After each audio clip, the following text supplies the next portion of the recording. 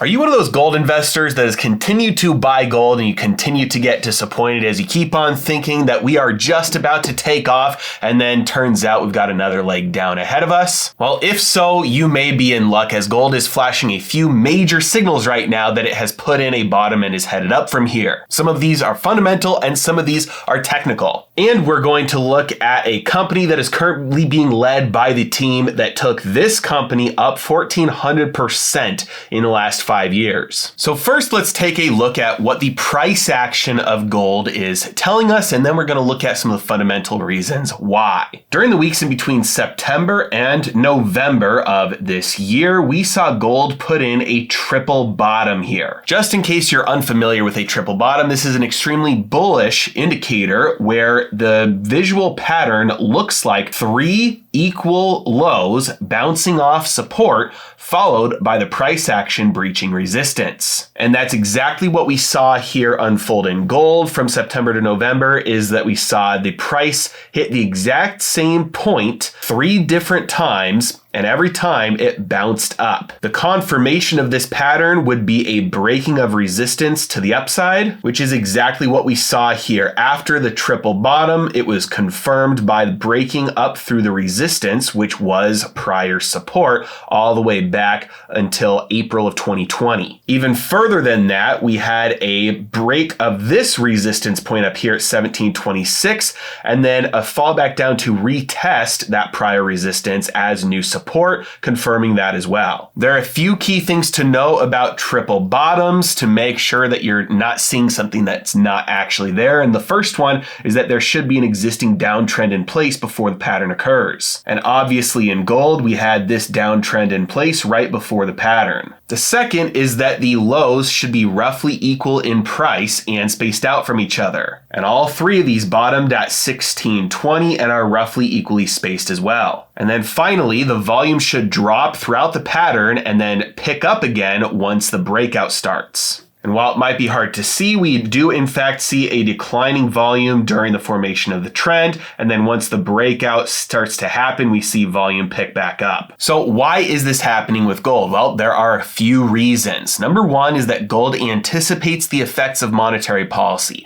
It's not an inflation or deflation hedge in real time. This is why gold's most recent major run-up happened between March of 2020 and August of 2020 before there was ever any inflation. It was anticipating the future inflation. Once it knew the monetary policy in place would produce inflation, people went in and bought gold before the inflation ever happened. Since that point, people have been afraid of deflationary monetary policy. And so obviously we've had a sell-off in gold in anticipation of any further deflation. However, we are seeing the first early signs of a policy pivot from the Fed, as now there's a 71% chance being priced in of only a 50 basis point increase in interest rates, when the last couple rate hikes have been 75 basis points. So while the Fed is still getting tighter, they are slowing down the pace of those interest rate hikes. And based on the fact that gold has been increasing in price strongly, especially recently, this would indicate that investors believe that at some point very soon here, a full pivot is coming. We'll get easier monetary policy, which would throw fuel on the fire for inflation, and that would be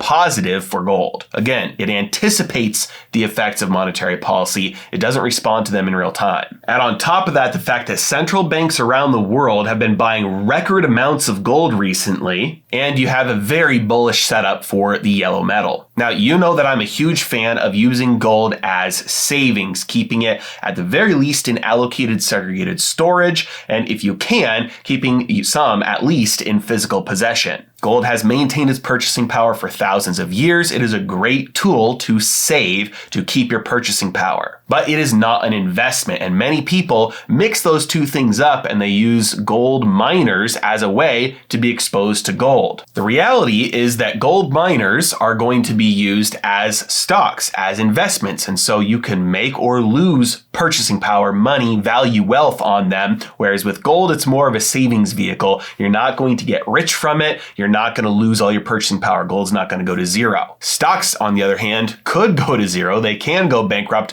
but they can also increase increase in value wildly. Just like this company that increased 1,400% in just the last 5 years, we're going to be taking a look at a company that is led by the exact same management team that did that brought that company some amazing returns. Just to put that in perspective, a stock, Tesla, that many people absolutely love because of the great returns that it's had over the last 5 years, it's up under 800%. And so the stock that we're going to be taking a look at today is the sponsor of today's video. They're led by the same management team that took their last company up 1,400%, way better than Tesla's return in the last 5 years. CEO Brian, Director John, and Director Nancy took this company to be worth $1.8 billion. And they decided they wanted to do it again. I mean, how great would it be to be able to get in on that company before it had that giant run up? Well, one way that many investors try and do this is to follow around the management teams with a track record of doing this